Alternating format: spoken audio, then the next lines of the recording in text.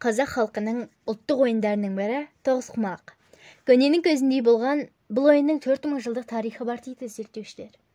Тоғызқұмалақ қазақтың ерте заманнан келе жатқан ұлттық спорт ойыны болғанымен, оны қырғыздар да, қарақалпақтар да, алтайлықтар да ойнайды.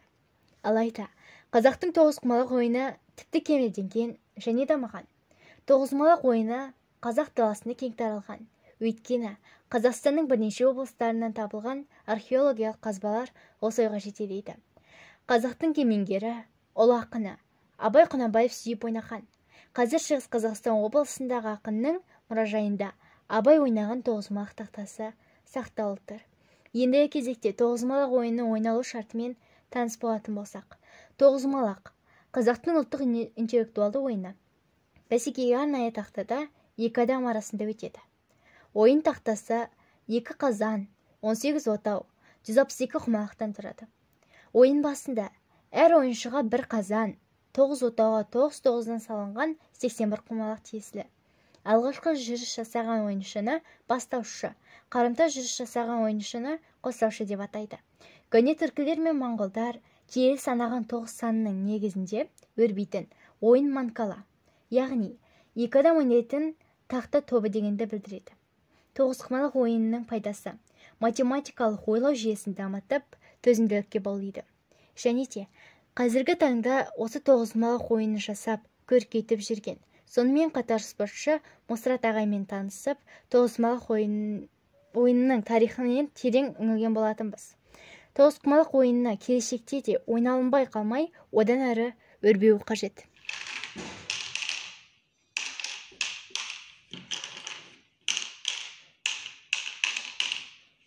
Сәлеметсіздер, біз қазір ініміз екеуміз тоғызқұмалақ ойынын ойнап жатырмыз. Және де карантин уақытында біз тоғызқұмалақ ойынын ойнауды тоқтатқан жоқпыз. Біз өткен жылы осы тоғызқұмалақ ойынының шығу тарихымен танысқан болатынбыз. Және де спортшы осы тоғызқұмалақ ойынын жасайтын Мусрат ағаймен танысқанымызға өте қуаныштымыз. Сәлем достар!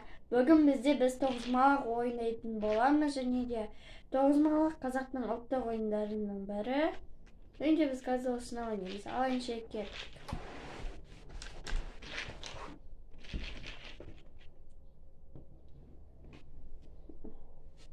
Қай оғын таңдайсың?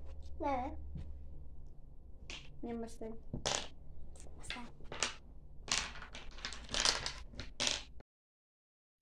Сәлеметсіздер ме? Біз Рахат ауылдық округі номері 1 орта мектебінде 8-ші сынып оқушыларымыз.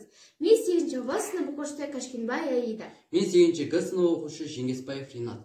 Бүгін біз сіздерге тоғызқұмалақтың қалай ойнау керектерін және де оның шарттарын, тұздықтың оны қай жерде де ашу керек және де оның қарама-қарсы санға бола ма деген сұрақтарға жауап беретін боламыз. Тоғызқұмалақ ойыны қазақтың ұлттық ойындарының бірі.